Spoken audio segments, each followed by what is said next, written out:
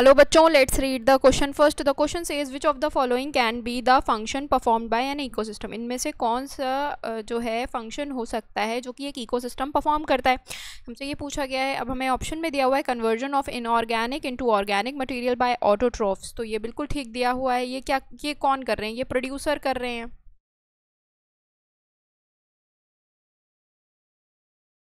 ये काम कौन कर रहा है? ये काम प्रोड्यूसर्स कर रहे हैं।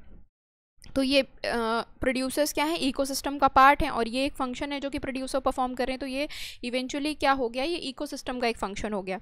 बी देखते हैं, कंजम्पशन ऑफ ऑटोट्रोफ्स बाय हेटेरोट्रोफ्स। तो ये कौन कर रहा है? कंजम्पशन ऑफ ऑटोट्रोफ्स बाय हेटेरोट्रोफ्स ये करते हैं कंज्यूमर्स। तो हेटेरोट्रोफ्स कौन है? कंज्यूमर्स हैं आपके।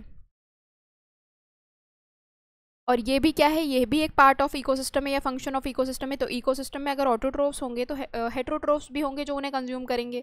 और वो कंज्यूमर्स कौन हो गए? सॉरी, वो हेटेरोट्रोफ्स कौन हो गए? वो आपके कंज्यूमर हो गए। तो ये भी सही है। Decomposition of and mineralization of dead matter.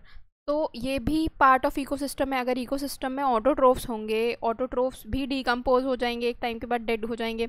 तो उनको डिकम्पोज कौन करेगा? उनको डिकम्पोज करेंगे आपके माइक्रोब्स। तो वो भी एक तरीका डेड मैटर है। अगर यही बात करूँ मैं हेटेरोट्रोफ्स के बारे में, तो हेटेरोट्रोफ्स भी एक टाइम के बाद मर जाएंगे और वो भी डिकम्पोज किए जाएंगे। किसके द्वारा? माइक्रोब्स के द्वारा। तो डिकम्पोजिशन भी is a function of ecosystem. तो ये भी ठीक है। ये तीनों के तीनों ही, ये कौन कर रहा है? ये माइक्रोब्स कर रहे हैं। तो ये तीनों ही जो है क्या है? फंक्शन है इकोसिस्टम के।